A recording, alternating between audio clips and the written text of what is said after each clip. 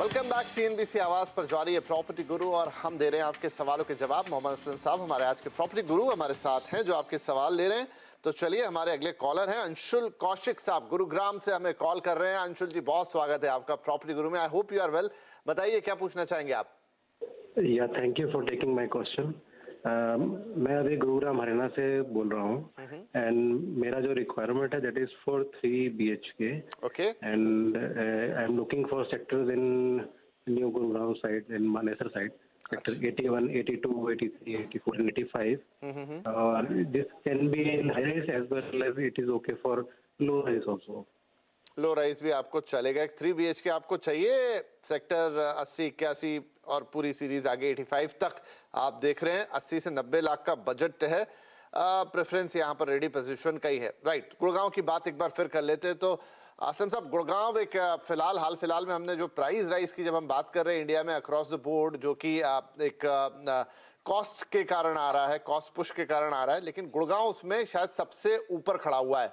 लेकिन अब अंशुल जी जहां देख रहे हैं सेक्टर 81 से लेके 85 तक, क्या इनके बजट में 3 BHK इन्हें मिल पाएगा? देखिए, आपका कहना सही है कि गुड़गांव में सबसे ज्यादा प्राइस राइज हुआ है। लेकिन उसके चलते हुए अच्छी बात यही हुई कि वहां पे एरियाज और लैंड की कमी नहीं है। तो उसके चलते हुए जैसे इन्होंने जो सेक्टर्स बताए हैं ये न्यू गुड़गांव में आते हैं और ये नए एरियाज बन के आए हैं। तो उसमें जो अफोर्डेबिलिटी है कि अगर आपको सेक्टर 48 या गोल्फ कोर्स एक्सटेंशन सोना रोड साइड अगर आपको नहीं मिलता है तो आप इस एरिया में आ सकते हैं, क्योंकि गुड़गांव काफी कनेक्टेड है इन टर्म्स ऑफ इंफ्रास्ट्रक्चर। उनके रोड्स काफी अच्छे हैं, मेट्रो कनेक्टिविटी अच्छी है। तो उसके चलते हुए अब ये सेक्टर अच्छे बन रहे हैं और काफी अच्छे डेवलपर भी उस एरिया में काम कर रहे हैं, जैसे DLF, बेस्टेक वगैरह ने वहाँ प्रोजेक्ट्स भी बनाए हैं। सो फ्यूचरिस्टिक है। अभी उसका जो डेवलपमेंट है काफी होना है। रोड इंफ्रास्ट्रक्चर बन गया है, रिटेल इंफ्रास्ट्रक्चर अभी थोड़ा और डेवलप होना है, लेकिन कनेक्टिविटी होने की वजह से वो रिटेल इंफ्रास्ट्रक्चर को किसी और सेक्टर्स में जाके उसको अप्रोच कर सकते हैं या यूज कर सकते हैं। सो मुझे लगता है इनके बजट में इस सेक्टर 81 में मिल जाएगा। उधर जैसे सिग्नेचर ग्लोबल का प्रोजेक्ट है, सिग्नेचर ग्लोबल सिटी है, वहां पे आप देख सकते हैं। बेस्टेक पार्क व्यू है, वहां आप देख सकते हैं। DLF दाल्टीमा में आप देख सकते हैं। लैंडमार्क द होम्स देख सकते हैं। तो ये कुछ प्रोजेक्ट्स मैं आपको बता रहा हूँ। इसके अलावा और भी काफी अच्छे प्रोजेक्ट्स हैं रेडी। जो अच्छे डेवलपर्स के पास आप जाएंगे तो आपको थोड़ा सा एश्योरिटी रहता है। तो इसलिए हम ज्यादातर आपको अच्छे डेवलपर्स के बारे में, जो रेपुटेड डेवलपर्स के बारे में उनके नाम बोलते हैं। बाकी अगर आपको और कोई अच्छे डेवलपर मिलते हैं जिसकी रेपुटेशन के बारे में आप श्योर हैं तो डेफिनेटली आप उनके साथ भी जा सकते हैं। ये सारी चीजें थोड़ी आपको देखनी होंगी। And all the best for your property buying. और आपको ये ऑप्शंस मिल जाएंगे जो असलम साहब ने बताए हैं। तो चलिए, अंशुल जी के लिए जवाब हो गया। और अब हमारे अगले कॉलर है तुषार नैयर साहब, जो हमें सूरत गुजरात से कॉल कर रहे हैं। तुषार भाई बहुत स्वागत है आपका।